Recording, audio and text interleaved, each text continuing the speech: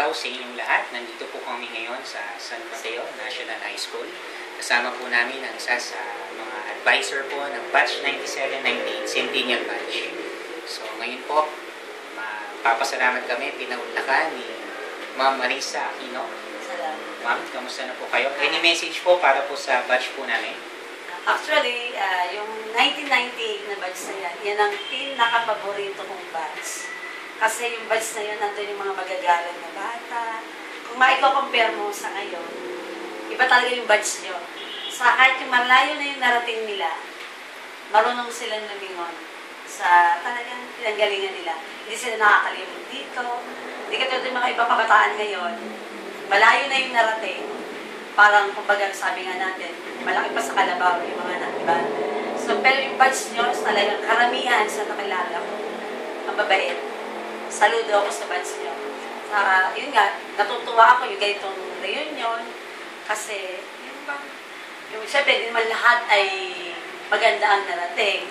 Ito yung pagkakataon natin para i-extend natin yung tulong sa kanila, iparamdam natin sa kanila yung malasakit natin. Hindi yung andito tayo para magpataasan. Andito tayo para magtulungan, paramdam natin na tayo ay isa. So sana tuloy-tuloy niyo yung ganyang prinsipyo niyo, yung objective niyo sa reunion. Kasi marami tayong matutulungan. Saka mapaparamdam natin yung pagmamahal natin sa kapwa talaga natin.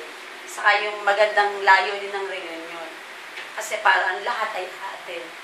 Kasi yun ang pinakamagandang... Ito yung batch talaga, nakikita ko sa Facebook yan eh. Pag nag-reunion, saka mga mensahe sa bawat isa. Kita mo yung, nararamdaman mo yung concern ba?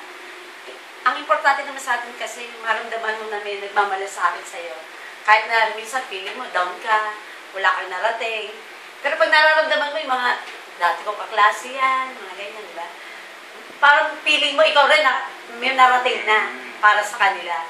Basta, kinikilala ka pa rin nila. Kaya mas maganda yung tinutulungan natin yung mga ibang kabats natin. Yun lang. Yes. So ngayon po, yan. Marisa, Makino, maasahan po ba namin kayo bilang special guest namin sa darating na rin naman?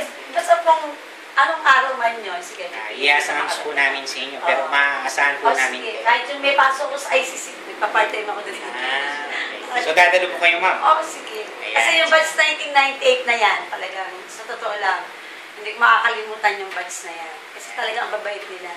Saka yung batch yung ngayon, sabi ko nga sa'yo, marami kong nakikita malayo na rating, pero hindi nakakalimot. Saka ang paa ay nakatungtong pa rin sa lupa. Hindi katulad ng ibang batch na nalaman mo.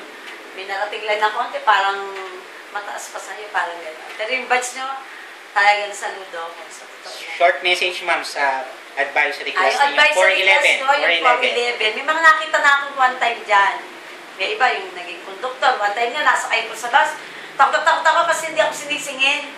Pero pamilya sa akin yung bata, yung conductor. Yung para advisory ko nga, 411. Tapos iba, naging, yun nga, sa politiko. Sana ka yung iba kasi wala na akong balita. Ito sana umattend sila.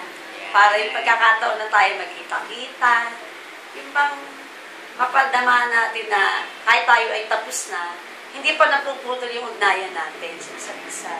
Kasi minsan, ang bata akala, pag graduate, wala na kami dyan. Ang ugnayan natin, hindi natatapos, hindi ko kayo gumraduate. Diba? Tuloy-tuloy pa rin sana. Once na tayo nagkatagpo, wala nang putol yung ugnayan natin. Ganun. Sana yung mga batch na 1998, na 411, sana umattend. Kasi mas masaya. Kahit kumbaga wag nilang isipin kung ano yung narating nila o baka feeling nila, maliit sila.